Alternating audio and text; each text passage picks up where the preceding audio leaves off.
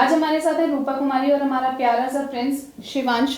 और शिवांश के साथ रूपा अपनी जर्नी के बारे में हमें बताएंगी। बताइए रूपा। मैं रूपा बिहार से हूँ। मैं यहाँ दिल्ली नेहरू प्लेस में रहती हूँ। मैं यहाँ मैं बिहार में पहले दिखाई थी। वहाँ पे मतलब कंसीव तो होती थी पर मिस कैरेज जा रही थी। मेरे 3 मिस कैरेज हो गई थी, 2 बार DNC भी हुई थी। फिर मैं यहाँ आई दिल्ली एम्स में भी दिखाई, सफदरजंग में भी दिखाई। वहाँ डॉक्टर ने मुझे बोला क्या आपको लेप्रोस्कोपी करानी होगी। मैं लेप्रोस्कोपी से मुझे डर लग गया। फिर मैंने यूट्यूब पर सर्च किया तो मैम का वीडियो आया। मैं उसी वीडियो को देख के मैम के पास आई। मैम ने मेरा HSG कराया। HSG में मेरी ट्यूब तो ओपन थी पर हल्की सी सूजन थी ट्यूब में। फिर मैम ने बोला कि तुम्हें उत्तर बस्ती करानी होगी। 3 दिन की उत्तर बस्ती हमारी हुई, उसी में ठीक हो गया हमारा। फॉलिकल स्टडी हुई, उसके बाद ये बेबी कंसीव हुआ। देखिए, हम बहुत बार बोलते हैं कि बार बार एबॉर्शंस होना जो है वो पित्त दोषा के एग्रीवेशन की वजह से होता है। और रूपा इतनी कम उम्र में 3 एबॉर्शंस ऑलरेडी झेल चुकी थी, जो कि दो बार 2.5-1.5 महीने का हुआ था, जिसमें 2 बार सफाई भी हुई थी यानी DNC भी हुई थी और 1 बार पिल्स लेनी पड़ी थी। टीबी इनको नहीं था, तो जब ये हमारे पास आई थी तो एक ही पर्सपेक्टिव था। ट्यूब का टेस्ट सिर्फ इसलिए किया गया कि बहुत बार एबॉर्शन के बाद ट्यूब ब्लॉकेज हो जाता है और हमारे पास आने से ऑलमोस्ट 1 साल पहले इन्हें लास्ट एबॉर्शन हुआ था।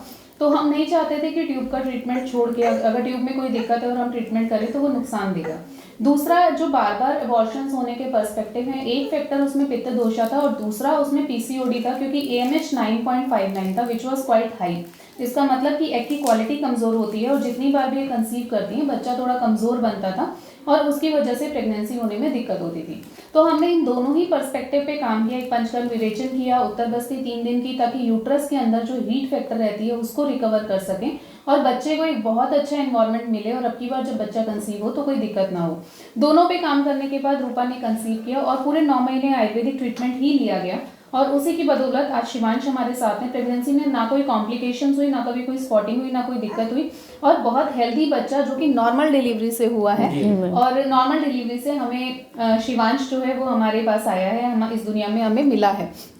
भगवान धन्वंतरी की कृपा से आज शिवांश एकदम हेल्दी है, सब अच्छा है और रूपा को अभी तक दोबारा से कोई प्रॉब्लम नहीं है। तो ऐसी अगर कोई समस्या होती है तो हम बहुत बार ऐसा डायरेक्टली सोच लेते हैं। मुझे अभी भी एक पेशेंट याद है जो हमारे ट्रीटमेंट से 5 एबॉर्शन के बाद कंसीव हुआ है, बिहार का पेशेंट है। लेकिन प्रॉब्लम ये हो जाती है बहुत बार कि पेशेंट ट्रस्ट फैक्टर मिस कर देते हैं और वो हमारी मेडिसिन और फिर दूसरी मेडिसिन, फिर लोनोपेन के इंजेक्शन और सब ले लेते हैं। ये भूल जाते हैं कि हाँ, आने से पहले भी वो ये सब कुछ लेकर आए थे और कहीं ना कहीं जो आयुर्वेदा के सिद्धांत हैं उसको अगर फॉलो करते हैं तो प्रॉब्लम्स नहीं होती। और अभी उस पेशेंट को ऐसे स्पॉटिंग का इशू वापस से शुरू हुआ। तो आपको ये समझना होगा कि जो आयुर्वेद के सिद्धांत कहते हैं, जब आप उनके अनुसार काम करते हो तो आपको किसी और ट्रीटमेंट की जरूरत नहीं पड़ती है और हम नेचुरल तरीके से ट्रीटमेंट करके प्रेगनेंसी अचीव कर सकते हैं। वही चीज़ हमने रूपा के साथ भी किया। जो एलोपैथिक सपोर्ट थोड़ा बहुत चाहिए था वो भी दिया गया, प्रॉपर आयुर्वेदिक ट्रीटमेंट दिया गया और कोई एबॉर्शन, कोई दिक्कत नहीं, कोई ब्लीडिंग नहीं और एक हेल्दी प्रेगनेंसी हम अचीव कर पाए।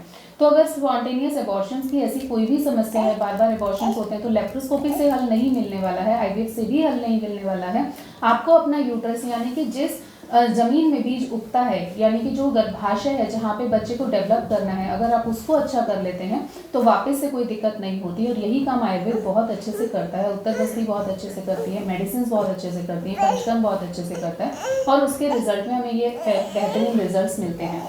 तो अगर कोई समस्या है ऐसी तो आयुर्वेद को अपनाएं, स्वस्थ रहें, सुखी रहें और मातृत्व के सुख को बहुत जल्दी प्राप्त करें। धन्यवाद।